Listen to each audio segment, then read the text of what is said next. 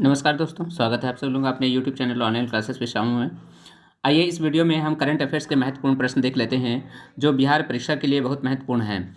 बिहार परीक्षा में आप देखे होंगे करंट अफेयर्स का पोर्शन जो है ज़्यादा पूछा जा रहा है। तो आइए हम करंट अफेयर्स के जो है देख लेते हैं, जो सारे प्रश्न जो है इंपॉर्टेंट हैं। आइए अपनी क्लास को स्टार्ट करते हैं।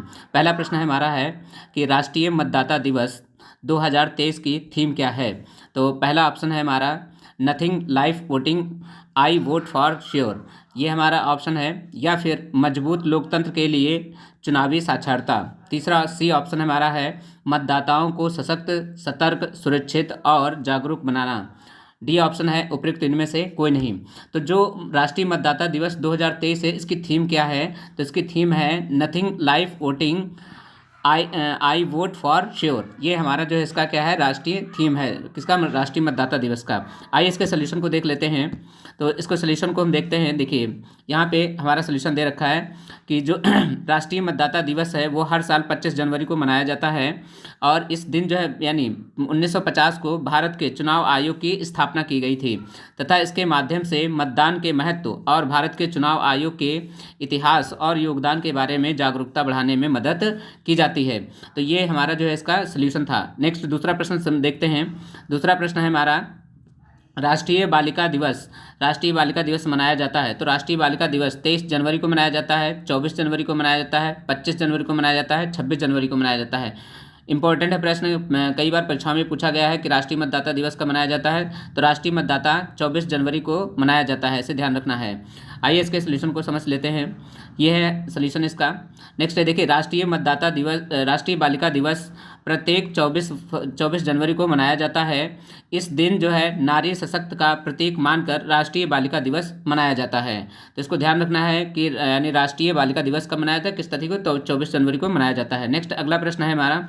अगला प्रश्न है कि हाल ही में कहाँ 108वीं भारतीय विज्ञान कांग्रेस का आयोजन किया गया है। तो ये कहाँ किया गया है, मुंबई किया गया है, नागपुर किया गया है, कोलकाता किया गया है या फिर अहमदाबाद किया गया है। तो इसका जो है यानी हाल ही में जो 108वीं भारतीय विज्ञान का आयोजन जो है किया गया है, कहाँ किया गया है, तो नागपुर में जो है इसका आयोजन किया गया है। इस प्रश्न का आंसर बी होगा, नागपुर होगा। नेक्स्ट इसके सोल्यूशन को देख लेते हैं। इसके सोल्यूशन में देखिए 3 से 7 जनवरी 2023 तक 3 से 7 जनवरी 2023 तक राष्ट्र संत यानी तुकडोंजी महाराज नागपुर विश्वविद्यालय में भारतीय विज्ञान कांग्रेस एसोसिएशन द्वारा 108वीं राष्ट्रीय विज्ञान कांग्रेस का आयोजन किया जाएगा। 108वीं भारतीय विज्ञान कांग्रेस 2023 की theme science and technology for sustainable development with women empowerment, ये इसकी जो है क्या है, थीम है। तो ये समझते हैं। अगला हमारा प्रश्न क्या है। अगला प्रश्न है हाल ही में डीआरडीओ ने कब जो है अपना 65वां स्थापना दिवस मनाया है। तो डीआरडीओ ने 1 जनवरी को मनाया, 2 जनवरी को मनाया, 3 जनवरी को मनाया या इनमें से कोई नहीं। तो हाल ही में जो अभी डीआरडीओ है वो कौन सा स्थापना दिवस मनाया है, तो 65वां मनाया है। कब, 1 जनवरी को 1965 ईस्वी को इसकी 1 जनवरी को इसकी स्थापना होती है डीआरडीओ की। और जो 65वां स्थापना दिवस है वो किस तिथि को, तो 1 जनवरी को भी मनाया है। क्यों, क्योंकि 1 जनवरी को डीआरडीओ की क्या होती है, स्थापना होती है। आइए इसके सोल्यूशन को थोड़ा समझ लेते हैं। देखिए रक्षा अनुसंधान विकास संगठन डीआरडीओ ने 1 जनवरी 2023 को अपना 65वां स्थापना दिवस मनाया है। डीआरडीओ का स्थापना दिवस हर साल 1 जनवरी को मनाया जाता है। रक्षा अनुसंधान एवं विकास विभाग के सचिव तथा डीआरडीओ के अध्यक्ष डॉक्टर समीर वी कामत ने किया है। नेक्स्ट ये इसके ध्यान रखना कि अगर डीआरडीओ के अध्यक्ष पूछा जाए तो वर्तमान में कौन है, तो डॉक्टर समीर वी कामत ने, जिसके जो है क्या है, अध्यक्ष हैं वर्तमान डीआरडीओ के। नेक्स्ट अगला प्रश्न है हमारा। अगला प्रश्न है हाल ही में किसने डॉक्टर श्याम प्रसाद मुखर्जी राष्ट्रीय जल और स्वच्छता संस्थान का उद्घाटन किया है। तो अमित शाह ने किया, सुब्रमण्यम जयशंकर ने किया है, या प्रधानमंत्री नरेंद्र मोदी ने किया, या फिर धर्मेंद्र प्रधान ने किया है। तो इसका जो है हाल ही में जो अभी जिसका यानी स्वच्छता का यानी उद्घाटन जो है किया है वो हमारे देश के प्रधानमंत्री पीएम नरेंद्र मोदी ने जो है इसका किया है। अगला प्रश्न है इसके सोल्यूशन को समझ लेते हैं। देखिए, प्रधानमंत्री नरेंद्र मोदी ने पश्चिम बंगाल में 7800 करोड़ रुपए की जो है योजनाओं का क्या दी है, सौगात दी है। तो इस प्रश्न का जो है ये सोल्यूशन था। नेक्स्ट अगला है हमारा प्रश्न छठा हमारा प्रश्न क्या है, आधुनिक भारत में पहली शिक्षिका सावित्री बाई फुले की जयंती कब मनाई जाती है? तो यानी 31 दिसंबर को, 4 जनवरी को, 1 जनवरी को या फिर 3 जनवरी को। तो जो राष्ट्रीय यानी आधुनिक भारत में पहली महिला शिक्षिका जो थी कौन, सावित्री बाई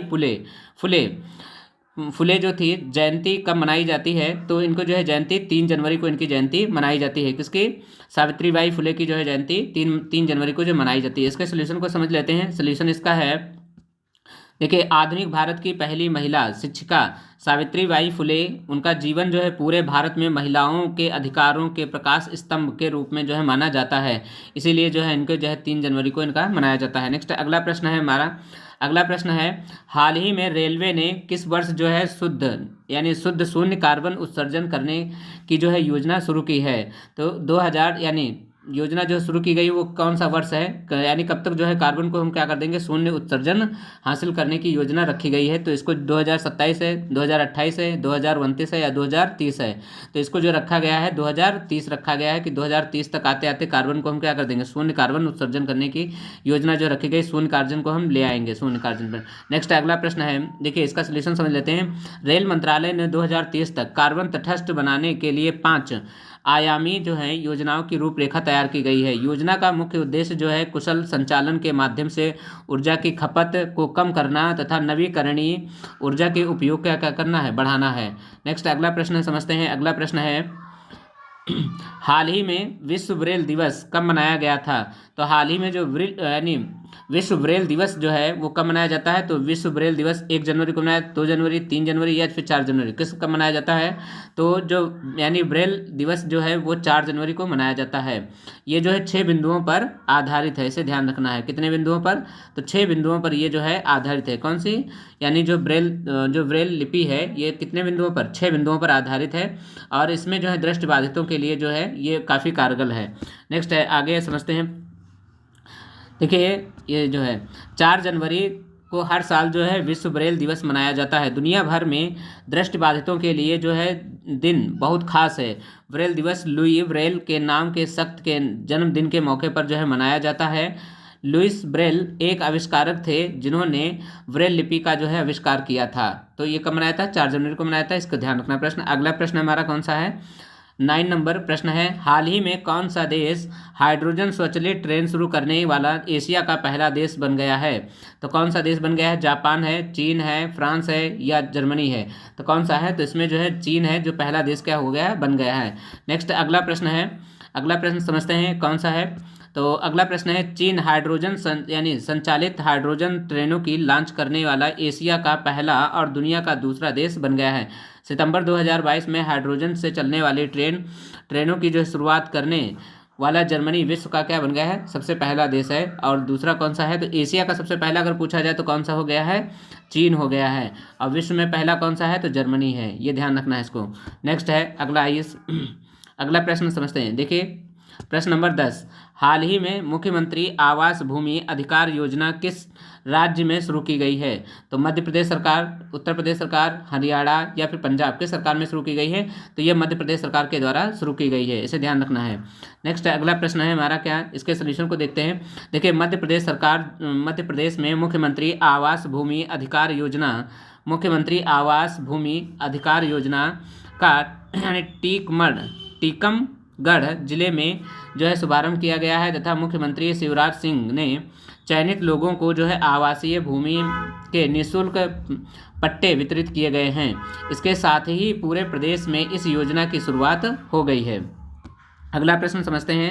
तो अगला प्रश्न हमारा है 11 नंबर प्रश्न क्या कहता है, कौन सा देश हाल ही में अपनी यानी कुन्ना मुद्रा के यूरो के रूप में परिवर्तित कर और यूरोज का जो है 20वां राष्ट्रीय सदस्य बन गया है?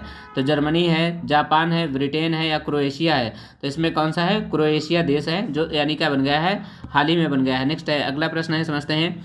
देखिए अगला प्रश्न है हमारा क्या, अगला प्रश्न है किस केंद्रीय मंत्रालय ने प्रज्वला यानी चैलेंज लॉन्च किया है? तो किसने? कारपोरेशन कार्य मंत्रालय है, ग्रामीण विकास मंत्रालय है, महिला एवं बाल विकास मंत्रालय है या कौशल विकास एवं उद्यमिता मंत्रालय है? तो इसमें कौन सा ग्रामीण विकास मंत्रालय जो है इसको जो है लॉन्च किया है। प्रश्न आंसर नंबर इसका बी हमारा सही आंसर हो जाएगा। अगला प्रश्न समझते हैं। देखिए इसमें यहाँ पर सोल्यूशन इसको देखते हैं। ग्रामीण विकास मंत्रालय दीनदयाल अंत्योदय योजना, राष्ट्रीय ग्रामीण आजीविका मिशन यानी ने प्रज्वला चैलेंज लॉन्च किया है। इस चुनौती के तहत ग्रामीण अर्थव्यवस्था को बदलने के लिए व्यक्तियों तथा उद्यमियों, स्टार्टअप, निजी क्षेत्र तथा नागरिक समाज और अन्य लोगों के विचारों तथा आमंत्रित किए गए हैं। तो इसको जो है क्या किए गए हैं, आमंत्रित किए गए हैं। अगला प्रश्न है, हम समझते हैं। हाल ही में किस राज्य में यानी इमोनुई तथा एरात्पा उत्सव मनाया गया है? तो ये कहाँ मनाया गया है? महाराष्ट्र में, मणिपुर में या फिर हरियाणा में या उत्तर प्रदेश में? तो इसे ध्यान रखना है, इसे मणिपुर में जो है मनाया गया है ये अभी हाल ही में। नेक्स्ट है प्रश्न नंबर बी हो जाएगा इसका आंसर। अगला प्रश्न है, देखिए इसमें जो है मणिपुर में, इसका सलूशन देखते हैं। मणिपुर के मैतेई समुदाय ने हाल ही में जो है इमोन्यू यानी एरात्पा उत्सव जो है मनाया गया है तथा वे जो हैं इमोन्यू देवी को धन और समृद्धि देवी मानते हैं। तो ये जो कौन है, मैतेई समुदाय के लोग जो हैं ये मनाए हैं। नेक्स्ट है, अगला है प्रश्न हमारा। हाल ही में आरबीआई ने 2023 से 25 की अवधि के लिए कौन सी करेंसी यानी योजना लॉन्च की है? तो उत्कर्ष योजना लॉन्च की है, उत्कर्ष 2.0 लॉन्च की है, उत्कर्ष 3.0 लॉन्च की है, उत्कर्ष 4 लॉन्च की है। तो उत्कर्ष 2.0 जो है इसमें लॉन्च किया गया है। ऑप्शन नंबर 20 का सही आंसर है। नेक्स्ट अगला प्रश्न है हमारा। अगला प्रश्न अब देखिए यहाँ पर थोड़ा समझ लेते हैं इसके। भारतीय reserve bank RBI governor Shaktikanta Das 30 सितंबर 2022 को उत्कर्ष यानी 2.0 नामक यानी और पर्यवेक्षी तंत्र को मजबूत करने के लिए केंद्रीय बैंक मध्यम अवधि की जो है रणनीति के एक दूसरे चरण की क्या की है, शुरुआत की गई है। तो इसका आंसर याद रखना है, क्या है, उत्कर्ष 2.0 है। नेक्स्ट अगला प्रश्न क्या है? अगला प्रश्न है, हाल ही में केंद्र सरकार ने किस राज्य में यानी कलासा बंडूरी परियोजना को जो है मंजूरी दी गई है? तो तेलंगाना सरकार है, मणिपुर है या कर्नाटक है, उत्तर प्रदेश है? तो इसका कौन सा आंसर हो जाए? तो इसका कर्नाटक राज्य आंसर हो जाएगा। नेक्स्ट है, समझते हैं इसका। देखिए प्रश्न नंबर सी। यह एक जो है बांध है जिसे माला प्रभा नदी बेसिन नदी के नाम यानी पानी के मोड़ने के लिए बनाया गया है। इस परियोजना का उद्देश्य सूखा प्रभावित उत्तरी कर्नाटक के 13 शहरों को पानी के लिए सुविधा प्रदान करना है। ये क्षेत्र मिलकर राजस्थान के बाद दूसरा सबसे बड़ा शुष्क क्षेत्र बनाते हैं। नेक्स्ट है, तो ये हमारे करंट अफेयर्स के 15 महत्वपूर्ण प्रश्न थे। नेक्स्ट जो इम्पॉर्टेंट प्रश्न है वो हम नेक्स्ट वीडियो में कवर करेंगे। वीडियो आप सभी लोगों को कैसी लग रही है? यदि वीडियो आप सभी लोगों को अच्छी लग रही है तो वीडियो को लाइक करिए और अपने दोस्तों के पास वीडियो को शेयर कर दीजिएगा। मिलते हैं नेक्स्ट वीडियो में, तब तक के लिए जय हिंद।